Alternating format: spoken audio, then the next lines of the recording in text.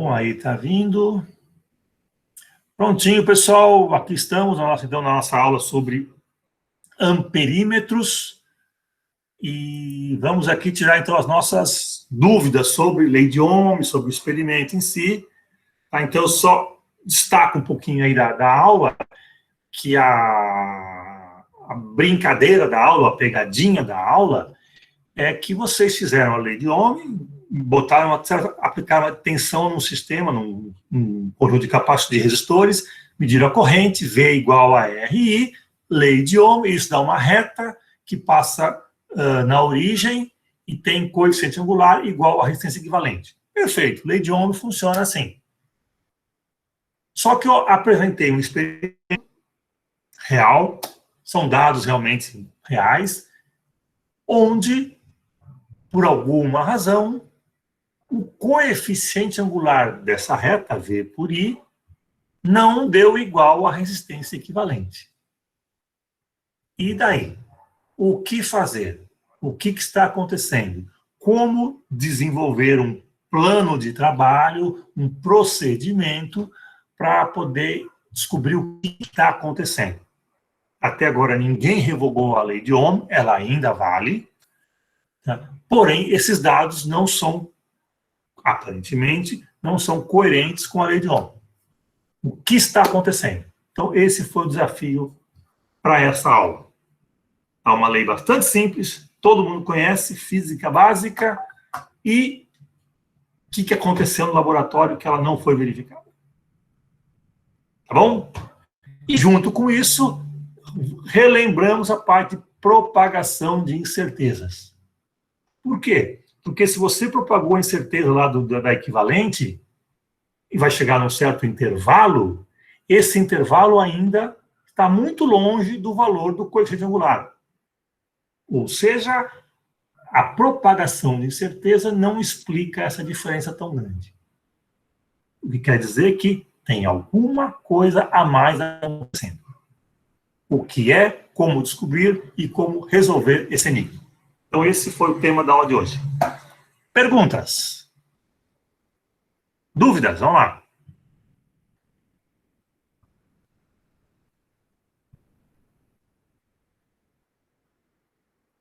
Nenhuma.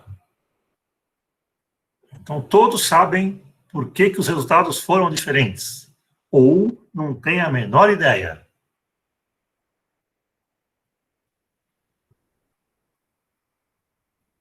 Nenhuma pergunta? Sem pergunta, a live acaba.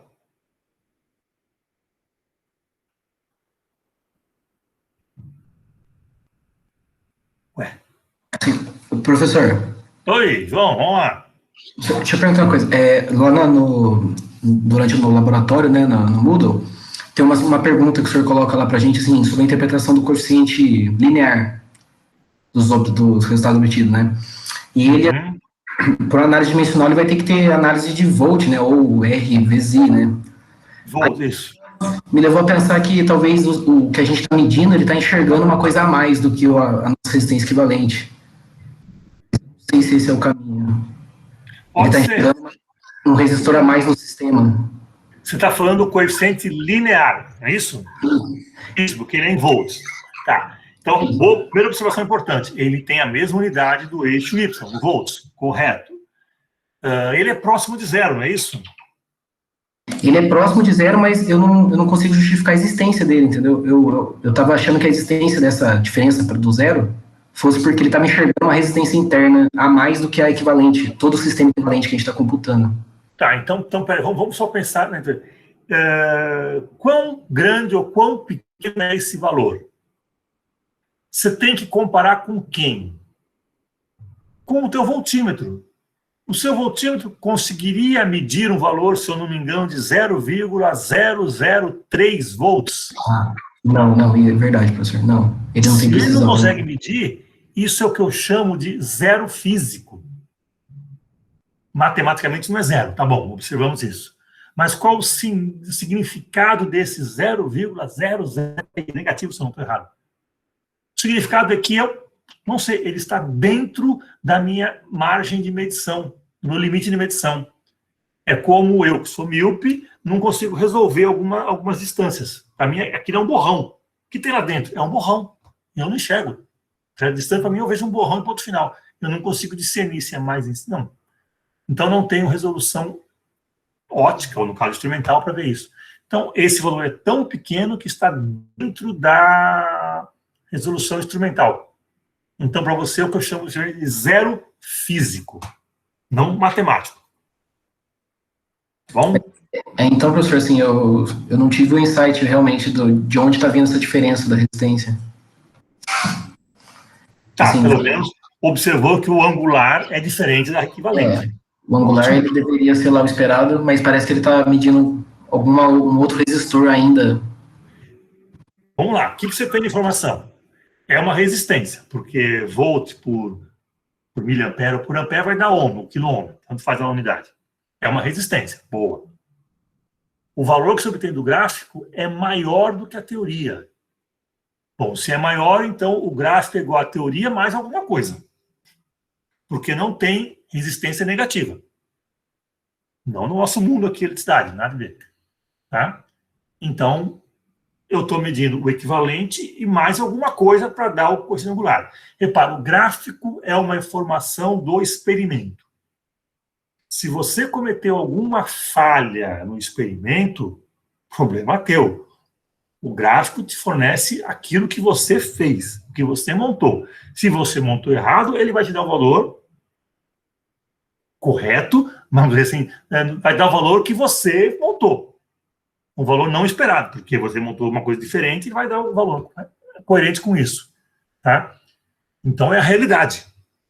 Aí você compara a realidade, aquilo que você mediu, com o teórico aqui, o ideal, o perfeito. E não bate. E você observou já que o que você mediu é igual ao real mais alguma coisa, porque afinal o que você mediu é maior do que o ideal. Então, falta algum termo aqui, alguma parcelazinha. Essa parcela não é justificada pela propagação de incerteza. Mesmo se você colocar o valor médio mais ou menos 2 ou 3 algarismos de desvio padrão, você vai precisar, se não me engano, de 5 desvio padrão para chegar onde você quer. Pô, 5 desvio padrão é muita coisa. Tá? Então, não pode explicar por propagação de certeza. Um erro sistemático pode ser. Particularmente, se é um erro sistemático que apareceu no coeficiente angular e não no linear. Muitas vezes, João Pedro, aparece sistemático no linear. Ele, em vez de cortar na origem, ele corta muito para cima, muito para baixo. E essa distância te diz alguma coisa. Essa distância, no caso aqui, em volts. Então, mas como ele passou pela origem, então, esse erro sistemático não se manifestou no linear. Talvez tenha se manifestado no coeficiente angular. E o coeficiente angular tem unidade de resistência. Então, é uma resistência sistemática que está acontecendo. Essa é a interpretação que eu tenho, se você pensar em sistemático.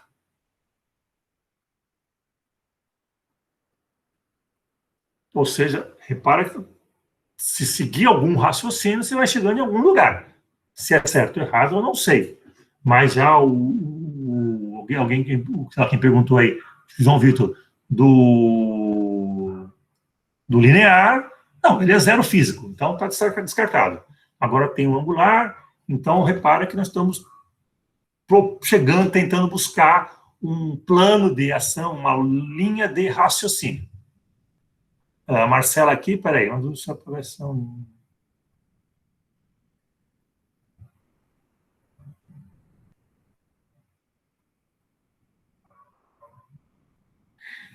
Tá, então vamos lá. Marcela agora está puxando para o lado da propagação de incerteza. E ela comentou aqui que eu falei em algum lugar que eu propaguei incertezas grandezas não correlacionadas. Grandezas independentes. Tá? Por que isso? O que são grandezas não correlacionadas? É quando a variação de uma não está ligada com a variação de outra. Se essa aqui aumenta, essa aqui não obrigatoriamente, nem sempre aumenta, nem sempre diminui. Essa pode aumentar, diminuir, qualquer coisa assim, elas são, vamos dizer, aquela flutuação em torno da média de uma grandeza não tem nenhuma correlação com a flutuação em torno da média da outra grandeza. Isso são grandezas não correlacionadas. Tá? Que a maioria das grandezas, nós vamos assumir essa hipótese nos nossos experimentos aqui em Física 1 e vai ser em Física 2. Tá? Nessa aproximação de grandezas não correlacionadas, a propagação de certeza se faz por aquela somatória da derivada parcial ao quadrado vezes a incerteza ao quadrado. Para vários termos a gente fez. Tá? Como agora são 3 termos desse. Então, lá está deduzido na aula. Tudo bem? E se eu quisesse colocar correlação? Bom, aí surgiria esse termo e mais um segundo termo, que é bem grandinho, uma somatória dupla do derivadas. Tá? Então, isso é um refinamento da estatística. Aqui nesse experimento, se a gente colocar o segundo termo, não vai mudar, vai dar 0 aquele segundo termo. Então, esquece, não tem problema nenhum. As nossas grandezas são não correlacionadas. Só o primeiro termo que interessa. Tá? Quando é importante você usar o segundo termo? Se você voltar à Física 1 e usar as regras de multiplicação e soma, se você aplicar x mais x e aplicar em 2 vezes x, vai dar coisas diferentes. Ou seja, x mais x não é igual a 2x. X vezes x não é igual a x ao quadrado. Bom, quando que isso vai dar? Quando a conta está errada. Então, nesse caso, porque x e x são a mesma coisa, são super correlacionados. Então, você tem que usar uma teoria de correlação. Mas o R1, 2 e 3 são não correlacionados. Tá bom? Então, não sei se é isso que o Marcos e a Marcela perguntaram, ou tem mais coisa aí. Complementa para mim. Eu creio que tem uma coisa na dúvida deles aí também, que é o seguinte: a gente está tomando a propagação do inverso da grandeza, né? Então, a gente, depois de propagar a soma, né, dos resultados, a gente tem que fazer a da potência também a menos 1, né? R é menos 1, por exemplo. Mas isso é válido, a gente pode operar com a soma primeiro e potência depois, ou talvez com a potência primeiro e somar depois? Não, matemática é matemática. Peraí. Primeiro você precisa inverter e depois somar. Tá. Isso. 1 sobre R equivalente a igual a 1 sobre, sei lá.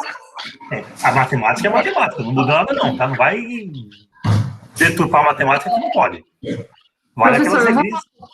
Eu vou falar aqui, é a Marcela falando, eu estou falando pelo voz do João. Tá bom. É que o meu computador não tem como microfone direito. Mas, enfim, o negócio é que a gente estava pensando, que a gente estava discutindo juntos, justamente sobre, por ser 1 sobre função igual a 1 sobre x mais 1 sobre y, por exemplo. E aí a gente estava pensando em fazer como se fosse a propagação em potência, né? E colocar, tipo, função na menos 1 igual a x menos 1 mais y menos 1, e depois fazer uma propagação, entendeu? Você pode fazer. Vamos pegar só um paralelozinho. Você faz 1 sobre R1, guarda. 1 sobre Sim. R2, guarda. Soma. Pega o resultado, faz 1 sobre esse resultado. Chegou no final. Isso vale para a propagação de incerteza, porque, assim, para achar a resistência, a gente é igual a tia ensinou lá, né? É bem simples, assim, mas a gente está preocupado com a propagação, entendeu? Que isso que a gente não está entendendo direito. Porque tá meio confuso por ser 1 sobre a função, entendeu? 1 sobre R aqui. Não, é só medo de vocês sabem fazer. Você poderia fazer, a equivalente é o produto pela soma. Sim. Multiplica, guarda, soma, guarda, divide, acabou. Pronto.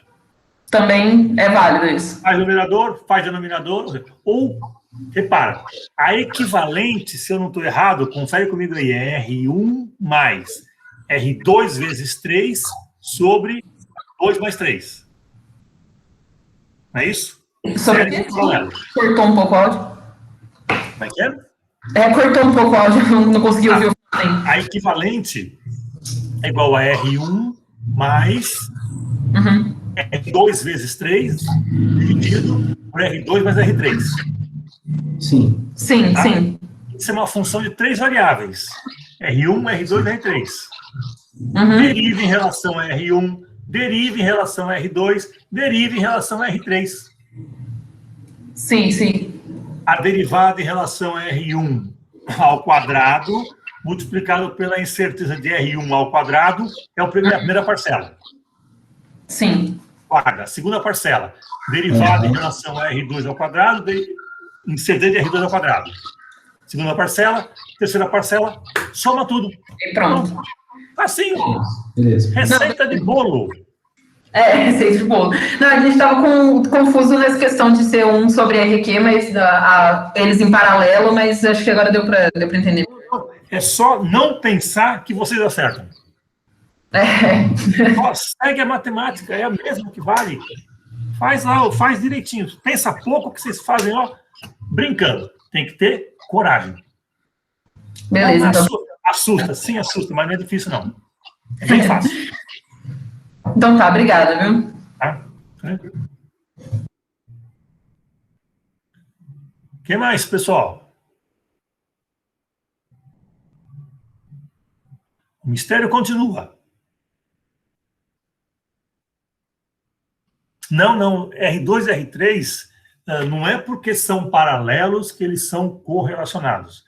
Você consegue... O que acontece em R2, o R3 não fica sabendo. E vice-versa. São grandezas estatisticamente não correlacionadas. Por exemplo, vamos supor que eu pegue 100 valores de R2 e 100 valores de R3. Dos 100 valores de R2, tem alguns que estão acima da média e outros que estão abaixo da média. Dos 100 valores de R3, tem alguns que estão acima da média de R3 e abaixo da média de R3. Tá bom? Então, agora eu vou pegar um aleatório de R2. Particularmente, eu peguei um que está acima da média. Agora eu pego algum de R3. Sabendo que esse R2 está acima da média de R2, o que você pode falar desse R3? Nada. Porque não tem correlação. Se eu pudesse falar, olha, eu peguei esse que está acima da média, então esse também está acima da média. Mas você não pode falar isso. São coisas descorrelacionadas. Tá? Já viram os estados emaranhados aí, que agora só adora falar sobre isso? Moda não, é computação quântica. Tá? Esses estados não estão emaranhados, são estados independentes.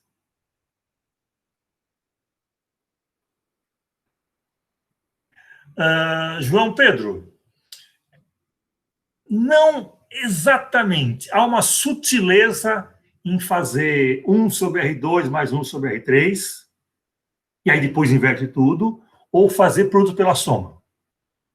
Rigorosamente tem um problema. Se você fizer a soma, a multiplicação, R2 vezes R3, guarda. R2 mais R3, guarda. E aí divide, você vai estar cometendo um erro meio que sem querer. Porque o numerador tem, por exemplo, R2. E o denominador também. Então, existe alguma correlação entre numerador e denominador. Tá? Então, você não pode, não deve fazer numerador e guarda, denominador, guarda e depois divide. É melhor se fazer pela derivada direta. Deriva aquela função em relação a R1, em relação a R2, em relação a R3. Coloca a incerteza de R1, R2, R3, eleva ao quadrado, soma e ponto final. Tá? Então, vocês terem essa sutileza do 1 sobre R2, que só depende de R2, 1 sobre R3, que só depende de R3, contra o R2, 3, dividido por R2 mais 3, porque esses aqui, numerador e denominador, tem alguma correlação, sim. É uma pequena diferença, é sutil, mas não é legal fazer o produto pela soma. Deriva e vai pela derivada. Então, propaga a incerteza pelas derivadas. Escreve a expressão R equivalente igual. Função de 3 variáveis. 3 derivadas, 3 parcelas, acabou. Resolve a conta. Tá?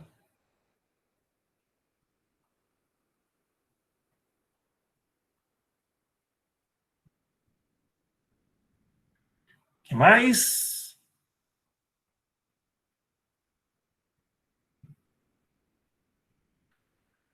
Eu sei que propague como vocês quiserem. O valor do coeficiente linear não vai estar dentro do intervalo propagado. Ou seja, o mistério continua.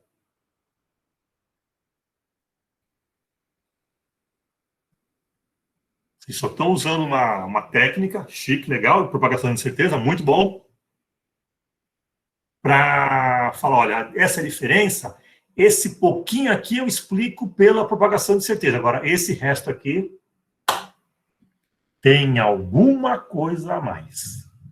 Tem algum problema que não está, apareceu no experimento, não apareceu na teoria. Tá, então, esse é o desafio para o relatório.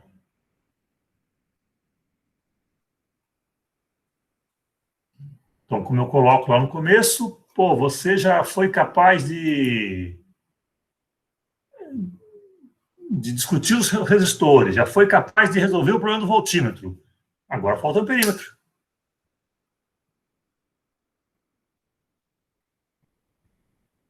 Não, Giovana, vai dar uma diferença muito pequena, não se preocupa não. Eu diria que é deselegante fazer produto pela soma.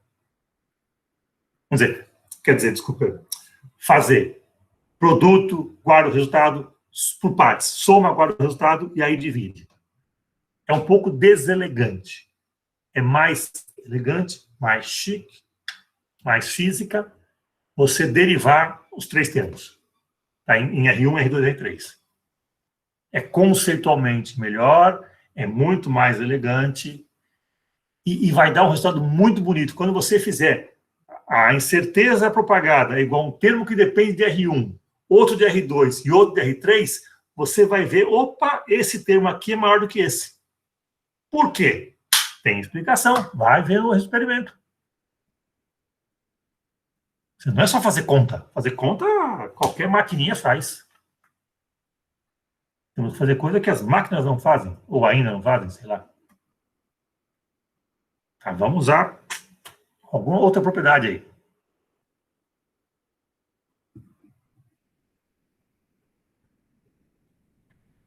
João Pedro, não, calculando a variância, não vai dar nenhuma noção se é estatístico ou sistemático. A variância te informaria que o erro estatístico é pequeno ou grande. Não sei de quanto, porque é variância, tá? Mas ele pode ser bem concentrado ou muito disperso. Isso fala a variância.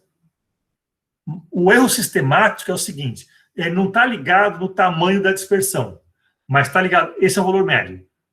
Esse é o médio e esse é o correto. Então, esse aqui é o erro sistemático. Tem que pegar a tua média e transladar o valor correto. Então, essa diferença aqui é um erro sistemático. Essa aqui é um erro estatístico. Tá, então, acabando indo para o João, um erro estatístico, ele tem a soma dele, em princípio, como é positivo e negativo, dá zero. Ele não afeta o valor da média. O erro sistemático pega a média e muda de lugar. A Giovana, para saber se a estatística não seria melhor calcular o desvio de cada medida? Assim dá para saber quanto que cada um desviou da média e separar se é um erro pontual ou algo geral. Não entendi a lógica não, Giovana. Se quiser abrir o microfone e me explicar, mas se você calcula o desvio da média, você tem valores positivos, valores negativos. Isso me dá, daqui a pouco, se você fizer conta, a variância, o desvio padrão, a dispersão em torno da média. Isso é parte estatística. O que é o sistemático? A média que você calculou aqui é em outro lugar. O erro sistemático não está escondido na dispersão, na variância, no desvio padrão. Tá? Por exemplo, quando você manda um...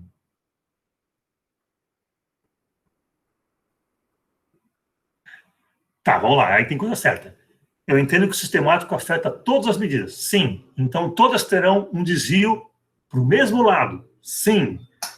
E o estatístico não afeta a média. Sim. Então, talvez nem todas as medidas terão um desvio parecido. Não, você não vai chegar a lugar nenhum fazendo isso. Porque o sistemático vai pegar todas elas e jogar para o mesmo lado. E aí a tua média vai para esse lado também. Você só muda o teu intervalo que estava aqui, você põe ele aqui. Só isso. Então, eu acho que não vai dar certo por aí, não.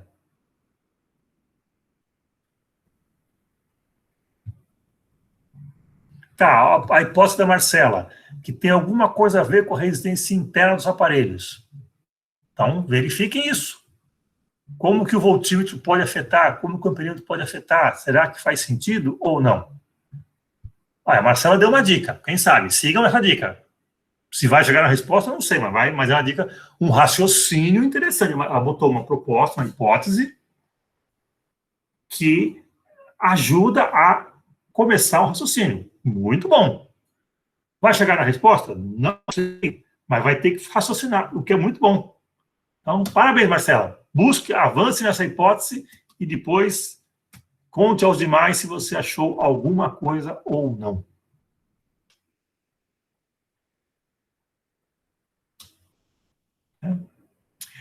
Sobre erro estatístico, é muito comum, por exemplo, um exemplo bobo, você manda um feixe, se você mandar um sinal daqui para a Lua e bate lá e volta, ele vem todo deformado, porque a atmosfera é muito heterogênea.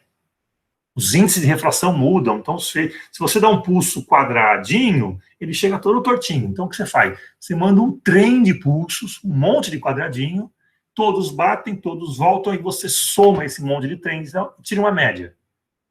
Por quê? Porque a gente acredita que o efeito, ou supõe que o efeito da atmosfera é aleatório. Ora o pulso vai alargar, ora vai encurtar, e não sei o quê. Quando você soma esse trem, todas as oscilações desaparecem. Então você manda um pulso quadrado e recebe um pulso quadrado de volta. Aí você sabe o tempo que foi, voltou, sabe a distância. Então é uma brincadeira que se faz aí puramente estatístico. Tá? Porque você supõe, estamos aproximando a atmosfera como um sistema heterogêneo que ora faz o pulso alargar, ora faz o pulso diminuir. Em média, não faz nada. Estando obtido pelo idioma. Sim, tem algum erro sistemático, pode ser. Bom, tem algum erro, sim, é verdade. Sistemático. Eu digo que vai ser sistemático, porque ele vai afetar tanto tensões pequenas, médias e grandes. Tá? Isso tem a ver com o fato de ser reta. Porque se o erro para tensões pequenas fosse um, para médias fosse outro e para grandes fosse outra, a curva talvez fosse uma curva. Ela tem um pequeno efeito aqui, um efeito maior aqui e um efeito grande aqui. Por ser uma reta, sugere que esse erro atue no começo, no meio e no fim da curva, ou da reta. Então, é uma raciocínio interessante, João Pedro. Não o fato de ser distante, mas o fato de ser uma reta, e essa reta ser mais inclinada, angular, do que o valor previsto. Então, o fato de ser reta me sugere um sistemático constante. O que afeta aqui, afeta aqui. Então, não é um erro sistemático, desculpe, proporcional à corrente. Não. Para qualquer corrente é o mesmo lugar, mesma coisa.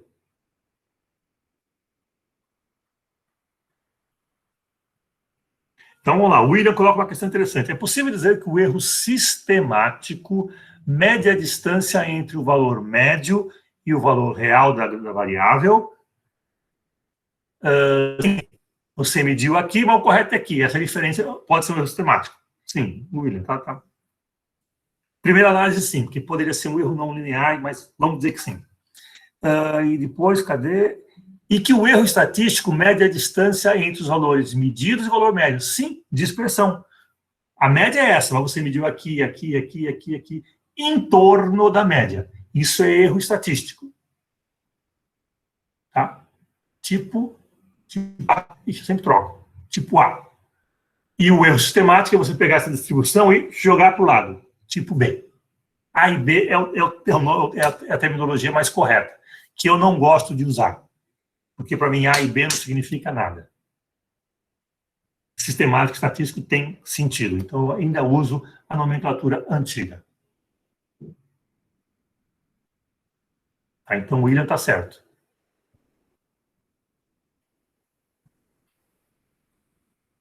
Quem mais?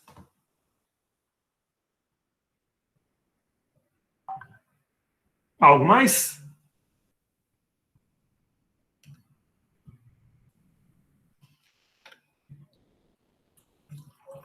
Não havendo perguntas, podemos encerrar. Mistério continua ainda em aberto, mas já tem dicas muito interessantes aí. Assim, professor, deixa eu falar uma coisa aqui antes, só rapidinho. Eu estava pensando sobre a propagação da incerteza do R e Q, né, obtido pelos dados experimentais. É proveniente da lei de Ohm, né? Do V sobre I.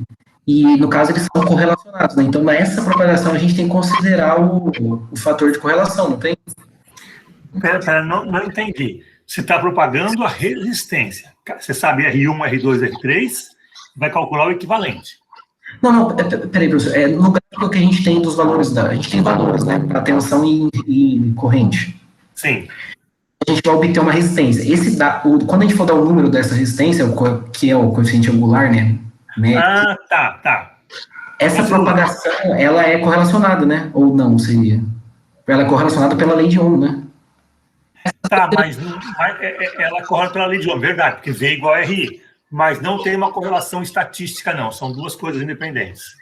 O que você poderia me falar, que nós vamos discutir daqui a algumas 2, 3 aulas, é o seguinte.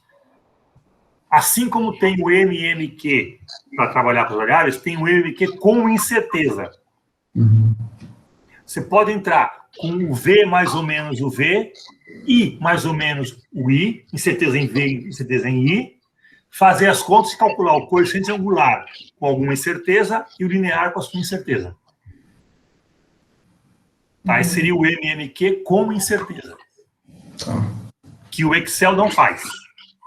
O Calc não faz. O Origin faz. O Origin faz, verdade. O Origin faz. Ele coloca lá linear com incerteza. Tá? O Excel não faz e o Calc não faz. Vocês vão poder fazer daqui a pouco. Vocês vão superar o Excel e superar o Calc. Só uma outra coisa, professor. Esse tópico 7 aqui do nosso escritório, né? Que fala, compara a incerteza experimental propagada com aquela própria do ohmímetro. É isso que está me gerando um pouco de dúvida. Porque essa incerteza experimental porque alguma coisa me diz que o erro dos nossos dados estão vindo daí, assim. Então, a questão é, a incerteza que você obteve no equivalente, deu lá, não sei agora, 200 e, vou chutar 98, mais ou menos 5. Estou chutando aí, mais ou menos isso. Então, você errou 5,298. Se você pegasse o ohmímetro e medisse o sistema associação completa, o mostrador te daria lá, por exemplo, 298. Qual que é a incerteza instrumental desse 298? Aquele tantos por cento mais tanto de resolução. Se você medisse com o ohmímetro, qual seria a incerteza do instrumento? Será que ela tem alguma proximidade da que você propagou?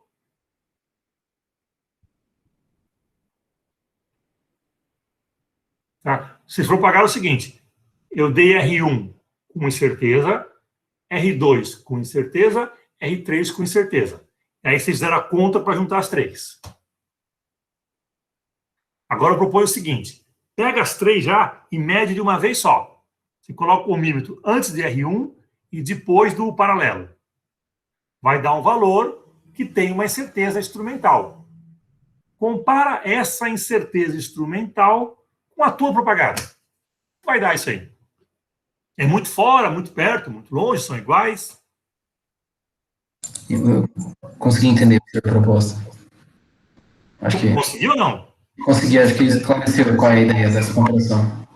Então, eu quero dizer, se você tivesse medido com o omímetro direto, você encontraria os 300 e alguma coisa, os 290 e pouco.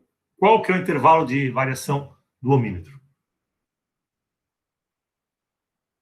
Que é o tanto por cento mais não sei quantas vezes vai de cabeça a resolução. Será que isso explicaria a diferença? Mais uma hipótese a verificar.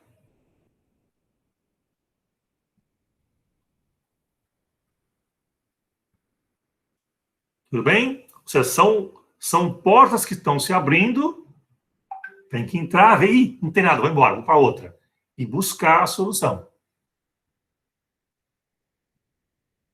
O fenômeno é bem simples, lei de Ohm, usando voltímetro e amperímetro, nada complicado. Mas a realidade não está batendo com a teoria. E isso é pelo menos incômodo. Então vamos fazer uma CPI no experimento e ver se descobre o que está acontecendo. Já estou chegando perto. Já quase falaram a resposta aí. Eu segurei para não soltar porque eu estava quase já liberando a resposta, mas não vou liberar não. Mas já estão chegando lá perto. Tudo bem? Alguma dúvida a mais?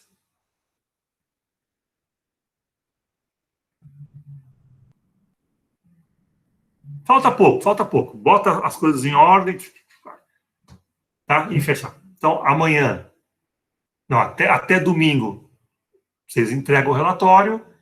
Segunda-feira, a avaliação. Tá? Quando chegar, vai ter o meu gabarito, que vai estar em duas partes, inclusive. Uma parte que eu discuto o gráfico V por I, e uma segunda parte que eu discuto a propagação de incerteza, para depois fechar a conclusão. Então vai ser também, eu falo bastante no gabarito, onde eu vou explicar um monte de deduções e tudo mais. E chegar na conclusão do que está acontecendo. Tá bom? Encerramos por aqui?